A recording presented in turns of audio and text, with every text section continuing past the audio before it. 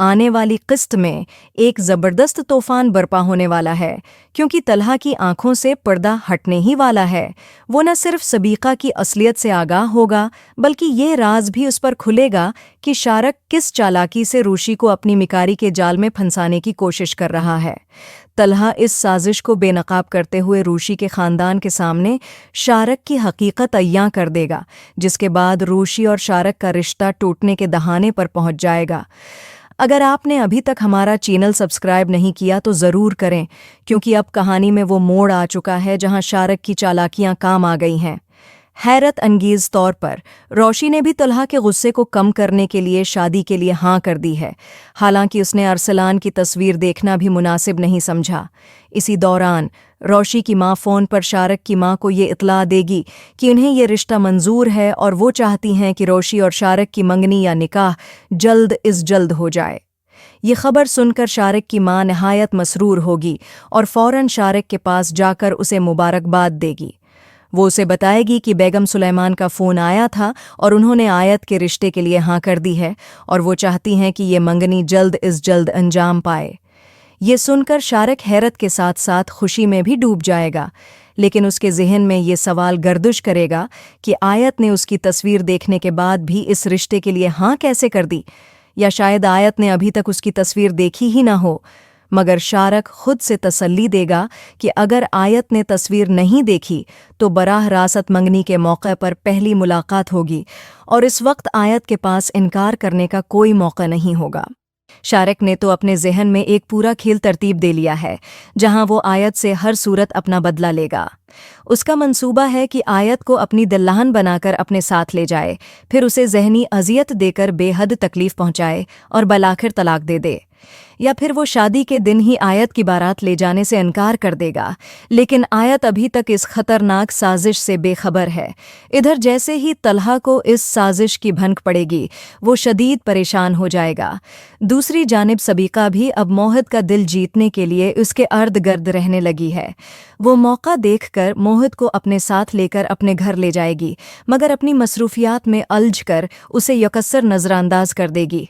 मोहद, जो सबीका की तौजा न मिलने पर अकेला रह जाएगा, घर से बाहर निकलेगा और अचानक उसका पैर फिसल जाएगा, जिसके नतीजे में वो सीधा स्वयंमंग पोल में जा गिरेगा।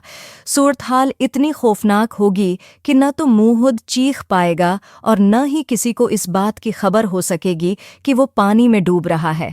मुझे तो यही लग रहा है कि अगर जल्दी से नौकरों को एहसास न हुआ कि एक बच्चा स्वयंमंग पोल में गिर चुका है तो कोई बड़ा हादसा हो सकता है। लेकिन जैसे ही उन्हें मालूम होगा, सबीका तेज़ी से दौड़ती हुई आएगी और मोहित को पानी में डूबा देखकर शदीद खौफजदा हो जाएगी। इसके बाद वो फ़ौरन मोहित को हिस्पताल ले जाने के लिए भागेगी, जहां सूरत हाल मज़ीद पेचीदा हो सकती है। जैसे ही ये वाक़या पेश आएगा, सबीका फ़ौरन तलहा को फ़ोन करेगी और घबराए हुए लहजे में कहेगी, मोहित स्विमिंग पूल में गिर गया था, जल्दी से अस्पताल पहुंचो। ये सुनते ही तलहा के तन बदन में आग लग जाएगी। उसका गुस्सा आसमान को छूने लगेगा और वो बरक़ रफ्तारी से अस्पताल की तरफ रवाना होगा। अस्पताल पहुंचते ही तलहा का पहला सामना सबीका से होगा और वो गुस्से से भड़क उठेगा। उसकी नज़रें शाले बरसा रही होंगी जब वो सबीका की सख्त क्लास लेगा। वो शदीद गुस्से में धाड़ेगा, ये तुमने क्या किया सबीका? तुमने कहा था कि तुम मोहित का ख्याल रखोगी। बस एक दिन के लिए उसे तुम्हारे पास छोड़ा था और तुमने उसे अस्पताल पहुंचा दिया। अगर मोहित को कुछ हो गया तो याद रखना, उसकी वाहद जिम्मेदार तुम होगी। ये तलहा की सख्त अल्फाज थे, लेकिन यहाँ सबीका भी चुप रहने वाली नहीं थी। वो भी गुस्से में जवाब देगी, अगर तुम्हें पहले ही पता था कि मैं उसका ख्याल नहीं रख सकती तो फिर मेरे पास छोड़ने की ज़रूरत ही क्या थी? मैंने उसे कमरे में बैठाया था, लेकिन उसको खुद ही चैन नहीं आया और वो बाहर चला गया। मैं हर वक्त उसकी निगरानी तो नहीं कर सकती, है ना? ये बहस शिद्दत अख्तियार कर जाएगी और मुझे लगता है कि यहाँ पर तलहा और सबीका के दरमियान शदीद लड़ाई होने वाली है। तलखी इतनी बढ़ सकती है कि तलहा अपना बड़ा फैसला कर लेगा। वो सबीका को साफ साफ कह देगा, अगर तुम मोहित का ख्याल नहीं रख सकती और तुम्हारे लिए वो बस एक पनूती की तरह है, तो फिर तुम्हें मुझसे शादी करने की भी कोई ज़रूरत नहीं। मैं अपने बेटे को मजीद इज़ियत में नहीं डाल सकता। वो पहले ही मेरी जिंदगी में तुम्हारे आने से परेशान था। जैसे ही मुहद के अस्पताल पहुंचने की खबर आबिद अंकल तक पहुंचेगी, वो फौरन आयत को फ़ोन करेंगे और परेशानी भरे लहजे में कहेंगे, बेटा, मुहिद की तबीयत बहुत ख़राब है, वो अस्पताल में दाखिल है। ये सुनते ही आयत का दिल धक से रह जाएगा और वो बेचैनी से फौरन अस्पताल जाने का फैसला करेगी। अस्पताल पहुंचकर आयत तेजी से मोहित के पास जाएगी। उसकी हालत देखकर उदास हो जाएगी और कुछ देर उसके पास रहने के बाद बाहर निकलेगी। तभी तलहा उसके सामने आकर कहेगा, आयत, क्या तुम कुछ देर के लिए मोहित के साथ ठहर सकती हो? मुझे एक बहुत ज़रूरी मीटिंग के लिए जाना है और मैं अब सबीक़ा पर बिल्कुल भरोसा नहीं कर सकता। मैं बस चाहता हूँ कि तुम थोड़ी देर के लिए यहाँ रख जाओ, जब तक मैं वापस न आ जाऊँ। ये सुनकर आयत के चेहरे पर एक तलख मुस्कुराहट आ जाती है और वो तंजिया अंदाज में कहती है, सर, अगर आपको लगता है कि मैं रख सकती हूँ तो ठीक है, लेकिन मुझे एक बात कहनी है। एक गैर जिम्मेदार, लापरवाह और नॉन सीरियस लड़की इस बच्चे का ख्याल कैसे रख सकती है? इसकी देखभाल तो आप या फिर सबीका ही कर सकते हैं, और आप दोनों तो पहले ही बहुत अच्छा ख्याल रख रहे हैं, है ना? ये जुमले तलहा को अंदर तक झंझोड़ देते हैं और वो संजीदा लहजे में जवाब देता है, रोशी, मुझे अपनी गलती का एहसास हो चुका है। मोहद सबीका से जड़ नहीं पा रहा और सबीका को भी इसकी ज्यादा परवाह नहीं है। मैं क्या करूं? कुछ समझ नहीं आ रहा, लेकिन मैं तुम पर इतनी बड़ी जिम्मेदारी भी नहीं डालना चाहता। आयत, जो अब मजीद बहस में नहीं पड़ना चाहती, मुख्तसर जवाब देती है, आपको मुझ पर यह बड़ा एहसान करने की ज़रूरत नहीं है, क्योंकि मेरी जल्द ही शादी हो रही है। कल मेरी मंगनी है और मुझे बेहद काम निपटाने हैं, इसलिए मुझे अभी जाना होगा। ये कहकर आयत वहाँ से चली जाती है, जबकि तलहा वहीं खड़ा रह जाता है। जहन में एक ही सवाल गूंजता रहता है, रोशी की शादी आखिर हो किससे रही है? बाद में जब तलहा मोहित को लेकर घर वापस आएगा तो आबिद अंकल मोहित को नरमी से समझाएंगे, बेटा, तुमने बहुत गलत किया। तुम्हें यूं सबीका के कमरे से निकलकर अकेले बाहर नहीं जाना चाहिए था। मोहित अपने दादा आबिद अंकल के पास बैठकर बेचैनी से कहेगा, दादा अबू, मेरा दिल सबीका के कमरे में बिल्कुल नहीं लग रहा था। मुझे वहाँ अजीब सा महसूस हो रहा था, इसीलिए मैं घर वापस आना चाहता था, लेकिन रास्ते में पता नहीं कैसे मेरा पैर फसला और मैं सीधा स्विमिंग पूल में जा गिरा। ये कहते हुए मोहित की आंखों में एक अजीब सी बेचैनी होगी, जैसे वो कुछ और कहना चाह रहा हो।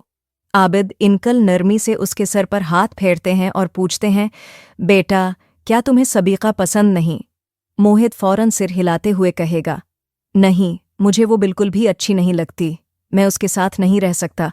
मुझे सिर्फ और सिर्फ रोशी पसंद है। मैं चाहता हूं कि पापा इसी से शादी करें।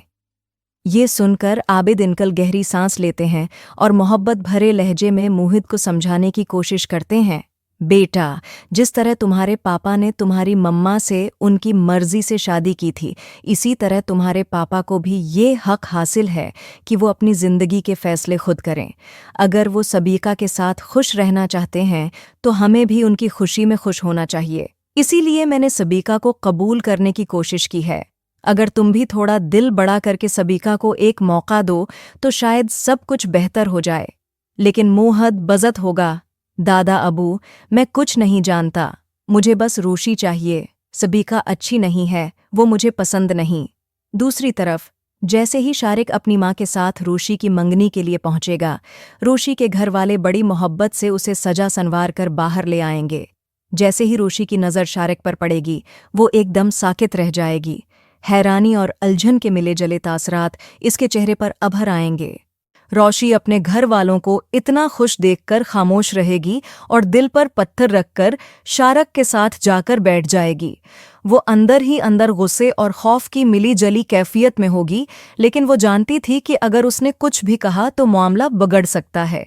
जैसे ही उसे मौका मिलेगा, वो आहिस्ता आवाज में शारक से कहेगी, ये क्या बदतमीजी है? तुमने मेरा रिश्ता क्यों मांगा?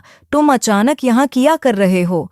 शारक हल्की सी मुस्कुराहट के साथ रोशी की तरफ देखेगा और तंजिया लहजे में जवाब देगा, आवा वाह, तुम्हें तो पता ही नहीं चला कि तुम्हारी मुझसे शादी होने वाली है। इतनी बेखबर रही हो तुम, या शायद अभी तक तुम्हारा शादी का भूत नहीं उतरा, इसीलिए तो तुमने अपने होने वाले दुल्हे की तस्वीर तक देखने की जहमत नहीं की। रोशी के चेहरे पर खौफ नुमाया होने लगेगा।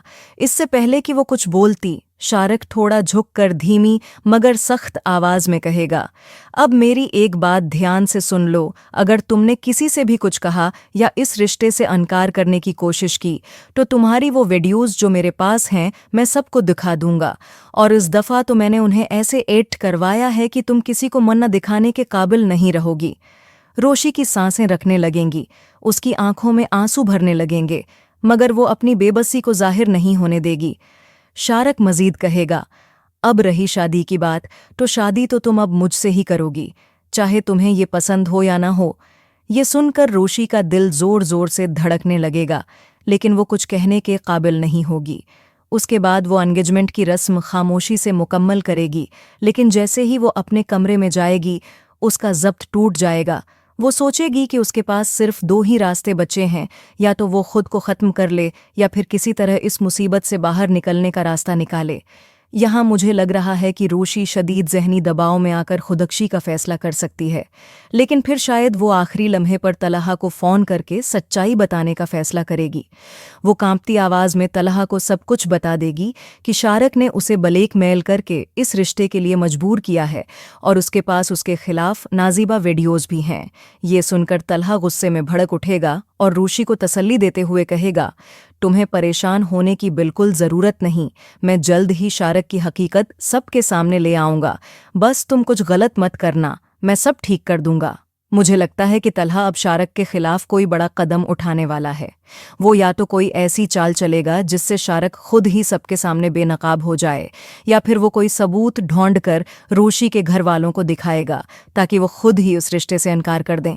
और मुमकिन है कि उसके बाद तलहा खुद रोशी के लिए रिश्ता भेज दे ताकि वो इस मुश्किल से हमेशा के लिए निकल सके। आपका इस बारे में क्या ख्याल है? कमेंट्स में ज़रूर बताएं और मज़ीद अपडेट्स के लिए हमारे चैनल को सब्सक्राइब करना न भूलें।